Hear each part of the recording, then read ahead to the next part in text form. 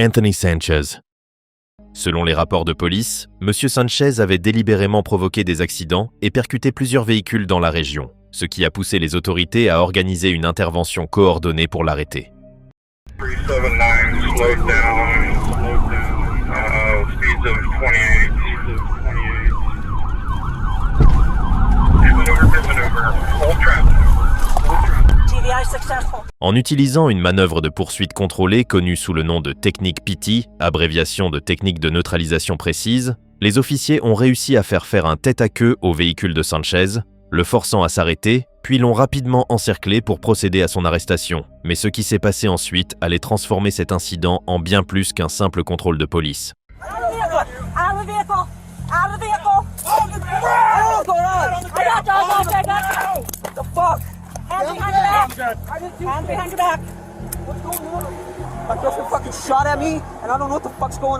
Alors qu'on le sortait de la voiture, Sanchez semblait visiblement secoué, effrayé et confus.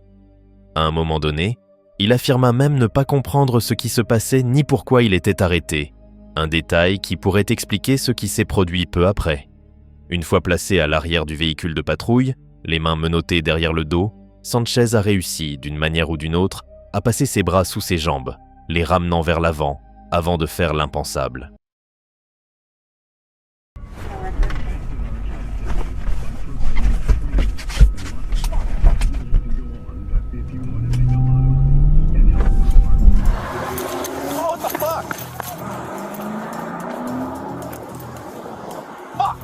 Il a bondi à travers la séparation ouverte jusqu'au siège avant, a trouvé les clés encore sur le contact et a démarré la voiture de police. Il avait maintenant le contrôle total d'un véhicule de service avec un fusil de service chargé laissé sans surveillance sur le siège passager.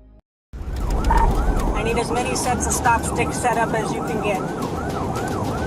Can you get a hold of State Patrol and find out if this individual is armed, please? He's not anymore. I have my rifle. The rifle is in the vehicle, passing the 390. Speed's 123. Mark's Charger is the one that was stolen. I'm in the gray unmarked. He's driving down the middle of the lane. Get stop sticks out. Ce qui a suivi fut une poursuite à grande vitesse extrêmement dangereuse. Sanchez a conduit sur des routes ouvertes à des vitesses dépassant les 120 miles par heure, en plein jour vers 11 heures, mettant gravement en danger des civils innocents. La police a rapidement changé de stratégie, tentant d'immobiliser le véhicule à l'aide de barres à clous, connues sous le nom de stop sticks, conçues pour crever les pneus et neutraliser la voiture. Le seul problème, Sanchez s'est révélé être un conducteur bien plus habile que prévu. Coming at you, Jay. First car. Coming up on stop sticks. He missed him. Continuing eastbound. One coming up right now, and I'll come up behind him.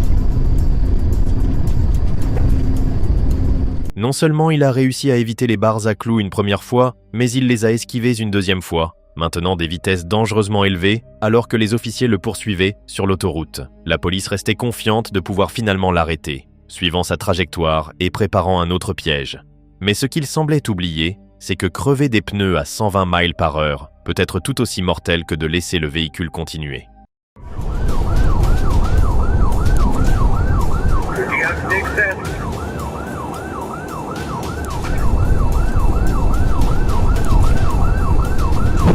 Good sticks. We got a 10-50.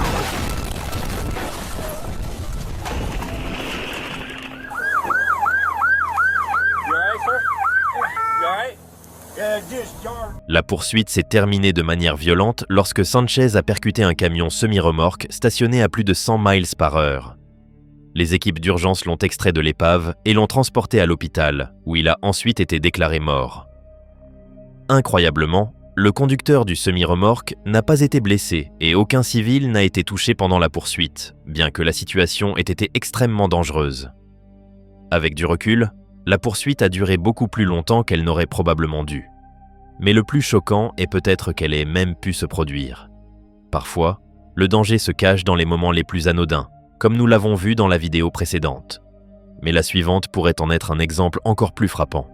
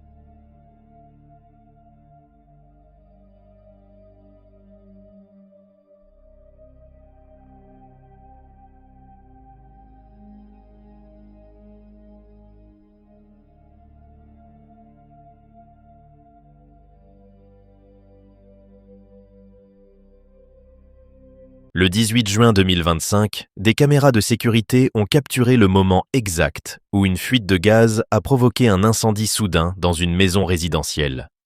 Les images montrent une bouteille de gaz LPG rouge posée sur le sol de la cuisine, du gaz s'échappant visiblement d'une valve défectueuse.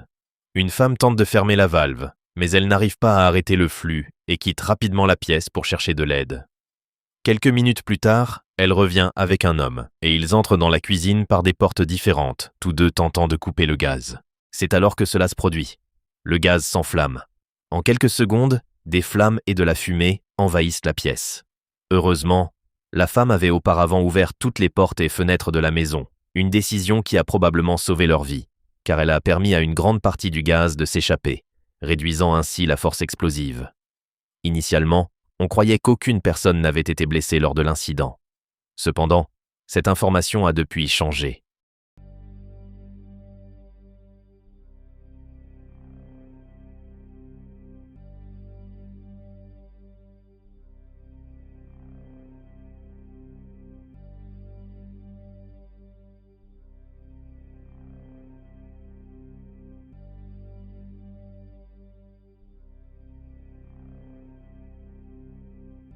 Un nouvel angle du même événement est apparu un jour après la mise en ligne de la vidéo, révélant qu'en réalité, des personnes avaient été blessées lors de l'explosion. À ce jour, la nature exacte et la gravité de leurs blessures restent inconnues, et aucune mise à jour vérifiée n'a été publiée concernant leur état actuel.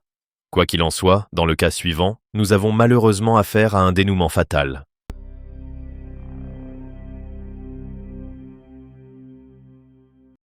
Nishali Alma était une instructrice de fitness et bodybuildeuse de 24 ans, attaquée par un homme dans son immeuble à Tampa. La journée avait commencé comme n'importe quelle autre, mais tout a dérapé lorsqu'elle n'a pas prêté attention à la personne qu'elle invitait dans la salle de sport. Le 22 janvier 2023, Nishali s'entraînait seule lorsqu'on frappa à la porte. C'était étrange.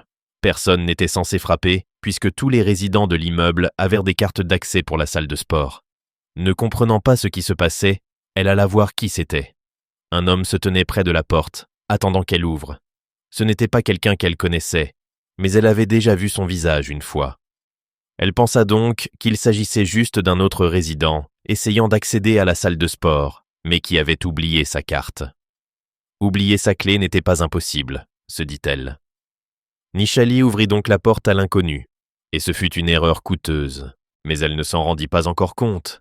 Elle reprit ses exercices, sans prêter attention à l'homme, plus tard identifié comme Xavier Jones. Comme le montrent les images de vidéosurveillance, Xavier n'était pas intéressé par l'entraînement. Il avait des intentions beaucoup plus sinistres. Les images le montrent errant dans la salle, d'un bout à l'autre, passant d'un équipement à l'autre, probablement sans savoir comment les utiliser. Il ne possédait même pas tout le nécessaire pour venir à la salle, comme des chaussettes. Malheureusement, Nishali était trop concentrée sur son entraînement pour remarquer les comportements étranges de l'homme qu'elle avait laissé entrer. Puis, Xavier se lassa de marcher. Il voulait passer à l'action pour réaliser ses plans malveillants. Il s'avança donc vers Nishali, qui trouvait son comportement étrange à mesure qu'il approchait.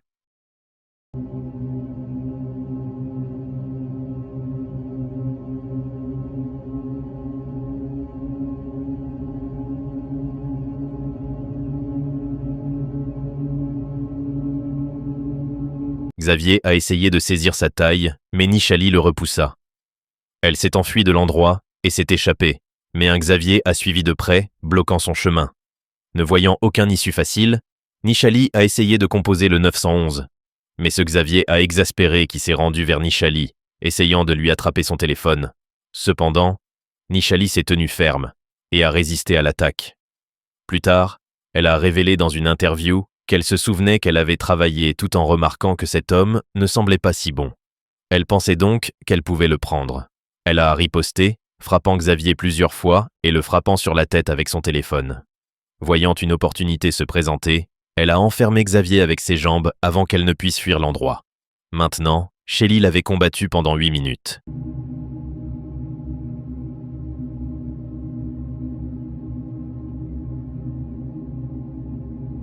Et vous pouvez voir qu'il était épuisé. Elle a appelé les autorités, mais au moment où les officiers sont arrivés, Xavier n'était nulle part en vue. Cependant, il n'avait pas encore appris ses leçons. Le lendemain, il s'est approché d'une autre femme et l'a regardée depuis le balcon pendant plusieurs minutes avant de frapper à la porte. Il était presque entré dans le bâtiment lorsque le partenaire de la femme s'est présenté et l'avait effrayé. Il ne pouvait pas courir trop loin cette fois-ci. Avec l'aide de la deuxième femme, Xavier a été identifié et arrêté. Au cours des enquêtes, il a révélé que ses intentions étaient de violer Nachali. Il a été accusé de faux emprisonnement, d'enlèvement, de batterie et de cambriolage. L'héroïsme de Nachali a été reconnu et le bureau du shérif du comté de Hillsborough lui a décerné un prix Force and Courage. Elle a dit qu'elle était heureuse d'avoir permis à beaucoup de femmes et prévoyait d'organiser un cours d'autodéfense libre pour les femmes. I pushed him. I said, bro, get away from me. And he kept trying to come towards me and kept reapproaching me. So to the point where I just ran off to the side of it. Like there was a gym bench and I went to call 911 at that moment. And that's where he started trying to grab my phone. And I threatened him like, bro, get away from me. Stop trying to touch me. And he started chasing me around the bench. At the end of the video, you can see him getting tired. I said, if I keep going, if I keep pushing, I keep fighting, he's gonna stop. He's gonna let go, and he finally did. Ceci, c'est l'histoire de Lynn, une jeune mère, épuisée mais comblée, qui vient chercher sa fille de 6 ans, mais après une autre longue journée d'école. Elles rentrent ensemble à la maison, dans la lumière déclinante du soir, totalement inconscientes du cauchemar qui est sur le point de se produire.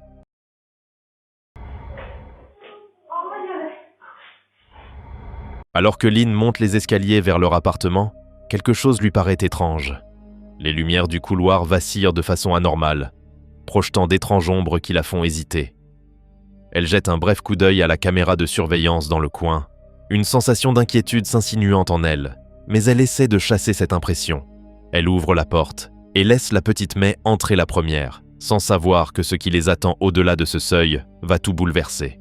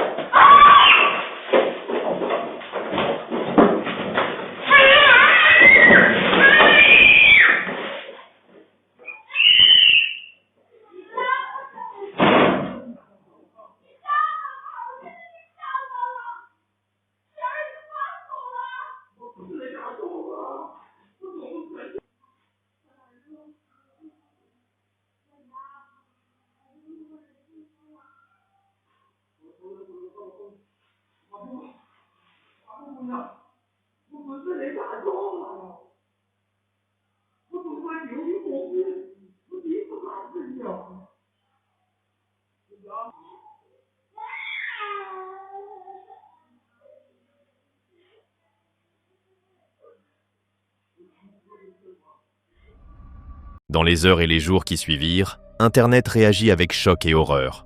Dans les commentaires, une vérité glaçante éclata au grand jour. L'homme responsable n'était autre que l'ex-compagnon de Lynn. Après s'être introduit de force, il fut révélé qu'il avait agressé Lynn de l'une des manières les plus violentes et traumatisantes qu'on puisse imaginer. Le plus terrifiant, mais était probablement là, témoin de toute la scène. Ce qui devait être un retour à la maison en sécurité se transforma en un souvenir à jamais marqué par la douleur. Cette révélation déclencha immédiatement une enquête policière, alors que les autorités se mirent à la recherche de l'homme responsable, espérant rendre justice à une famille à jamais marquée par cette nuit. Mais ils n'oublieront probablement jamais cet instant, et il en va de même pour les collègues de ces deux hommes.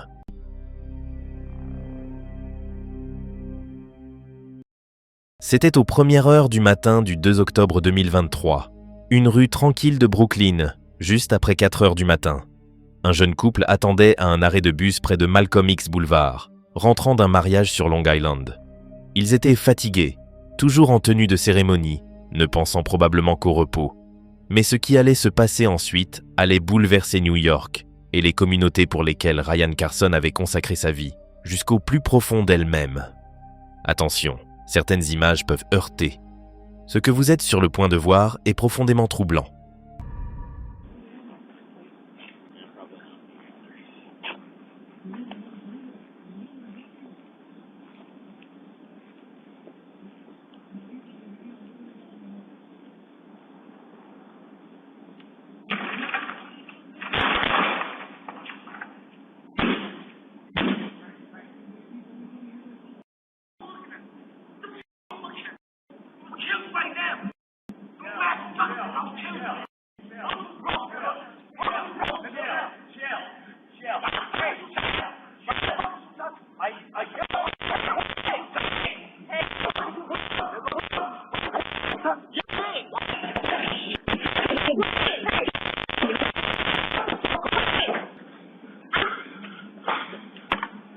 I'm so sorry. Are you okay? Go watch him. I'm so Ryan. No, Ryan. Ryan Carson, un militant de la justice sociale de 32 ans, était assis sur un banc à côté de sa petite amie. Des images de surveillance montrent un homme passant devant. Au début, il n'y a pas de confrontation. Mais quelques instants plus tard, l'homme se déchaîne soudainement, donnant un coup de pied à un scooter garé, puis se retournant vers le couple. « Que regardez-vous » il aurait demandé. Ryan essaie de désamorcer la situation. Il parle calmement. Il recule. Mais alors, sans avertissement, l'homme se répand, tirer un couteau. En quelques secondes, Ryan est poignardé plusieurs fois dans la poitrine. Il s'effondre sur le trottoir. L'attaquant se tourne ensuite vers la petite amie de Ryan, brandissant l'arme, avant de s'enfuir dans la nuit. Ryan a été transporté d'urgence à l'hôpital du comté de Kings, mais il était trop tard. Il a été déclaré mort peu de temps après son arrivée. La police a ensuite identifié et arrêté le suspect, Brian Dowling, âgé de 18 ans. Mais le mal était déjà fait. Ryan Carson n'était pas qu'un simple New-Yorkais. Il était un combattant, un bâtisseur, une voix. Pendant plus d'une décennie, il s'est consacré à la justice sociale et environnementale, travaillant avec le New York Public Interest Research Group et fondant No ODNY, une organisation engagée pour mettre fin à la crise des overdoses. Il a même parcouru 150 miles à travers l'État pour sensibiliser le public. Ceux qui le connaissaient le décrivaient comme infatigable, créatif et bienveillant. Le sénateur Chuck Schumer l'a qualifié d'activiste extraordinaire. La députée Emily Gallagher avait prévu d'assister à sa fête d'anniversaire quelques jours avant de se retrouver à ses funérailles. Dans ces dernières heures, Ryan célébrait l'amour. Sa mort est un rappel brutal de la fragilité de la vie, même pour ceux qui consacrent la leur à protéger les autres. Le monde est rempli d'individus imprévisibles, et nous devons rester vigilants. Un autre exemple de cela peut être observé dans la vidéo suivante.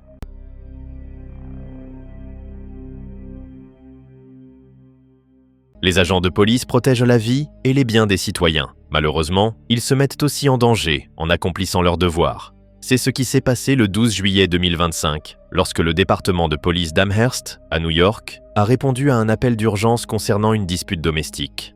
Vers 17h, samedi, des officiers de la police d'Amherst, dont les agents Aidan Vangelov et Latit Matthew Labuglio, sont arrivés au domicile d'un suspect impliqué dans cette dispute sur North Bailey Avenue.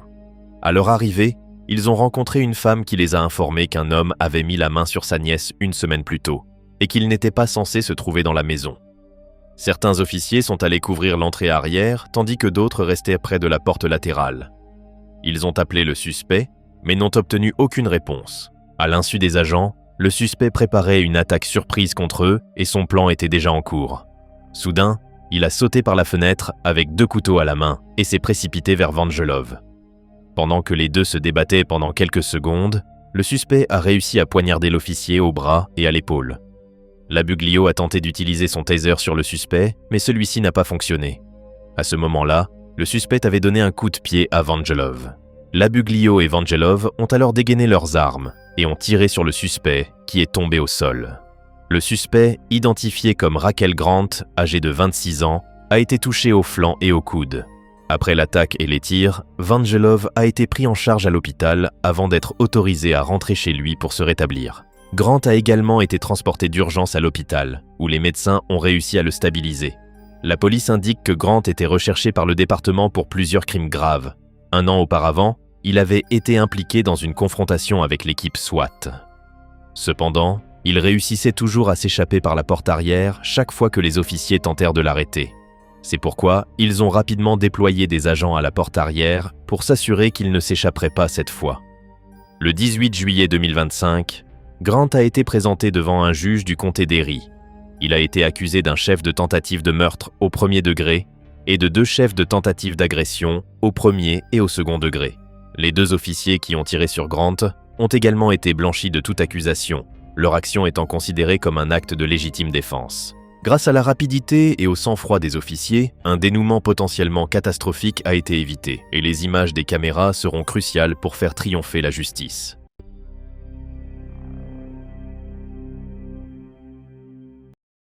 Tout a commencé lorsqu'elle a entendu des coups étranges et forts contre sa fenêtre. Curieuse et inquiète, elle a commencé à filmer, mais ce qu'elle a capturé avec sa caméra était bien plus terrifiant qu'elle ne l'aurait imaginé.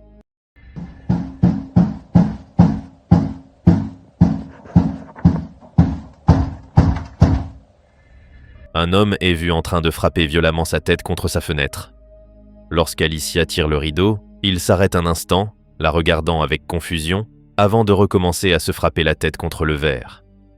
L'horreur de la scène s'intensifie lorsqu'un passant à l'extérieur filme lui aussi cet incident troublant.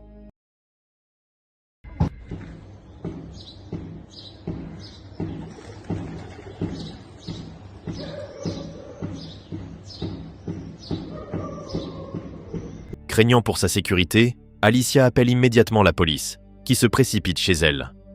L'homme, continuant inlassablement à se frapper la tête contre la fenêtre, semble incontrôlable. Mais alors que la situation dégénère, les autorités arrivent et le maîtrisent.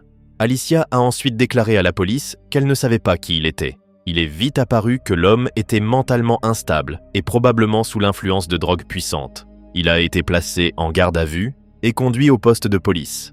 Heureusement, Alicia ne l'a jamais revu, mais le souvenir terrifiant de cette nuit reste gravé dans sa mémoire.